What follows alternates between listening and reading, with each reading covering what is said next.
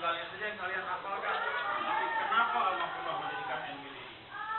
Sekolah untuk perempuan muslimat. Untuk apa Allah mendirikan NPDI? Untuk menghasilkan supaya perempuan Islam paham tentang agamanya. Supaya perempuan Islam punya semangat berjuang seperti laki-laki. Supaya perempuan Islam tidak mau dan tidak boleh menjadi kelas 2 di masyarakat. Harus maju. Nah, itu sebabnya ada mu'allimat, maka rajin belajar ya. Jadi penuyan, coba saya lagi ini pelajarannya. Nah, penuyan itu bukan sekedar siapa nama makhluk, saudaranya berapa. Itu penting, tapi tidak sepenting nilai-nilai Nahdlatul Wathon.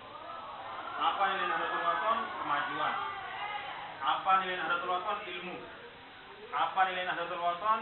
Iman dan takwa. Itulah keilmuan. Ya, selamat belajar ya.